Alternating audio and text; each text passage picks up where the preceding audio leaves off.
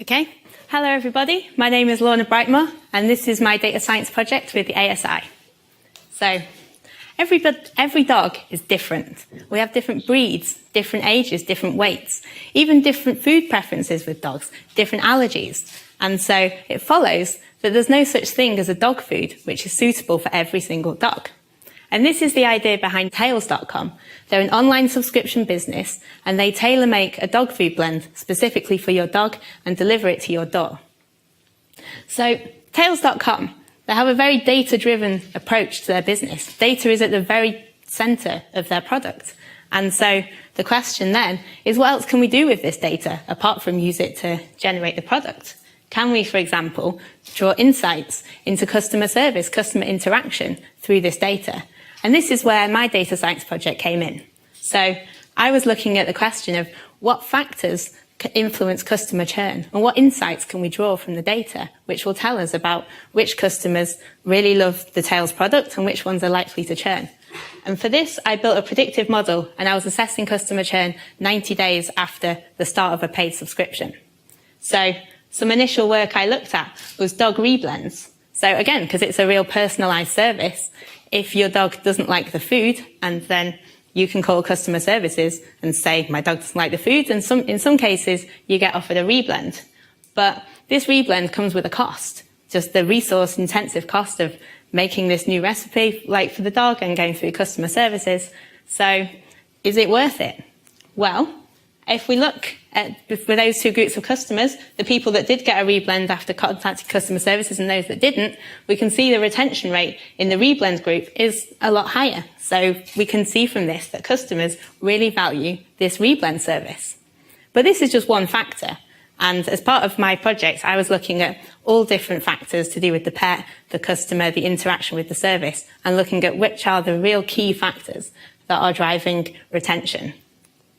And yeah, for this, I built a random forest model, and I'm just going to highlight the results here. But I'm happy to talk about the model in more detail afterwards if you like. But yeah, of all the features that I considered, the top few that came out, proportion of emails opened and emails clicked were real key drivers of predicting retention, as well as whether the customer's getting wet food with their order.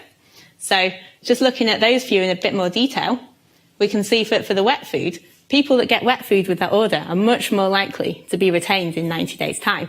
And this just tells us that customers really like the wet food. And with the emails as well.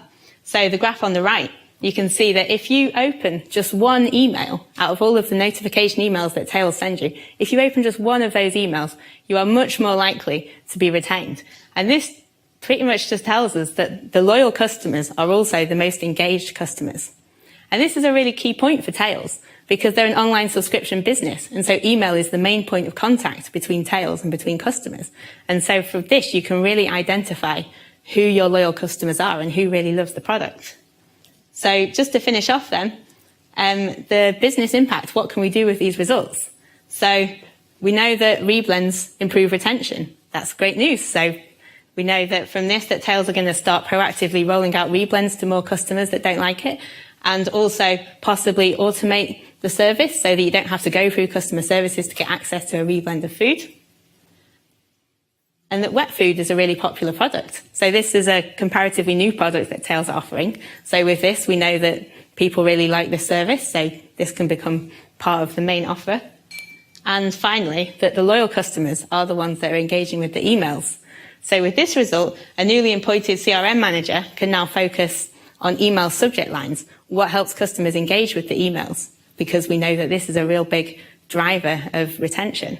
And also, it's just a real good indicator of who your loyal customers are and how they interact with the product. So this just opens the door to a whole loads of other interesting data science projects that you can do, specifically looking at email and website interaction, because we know that this is such a good predictor of retention. So, thank you very much.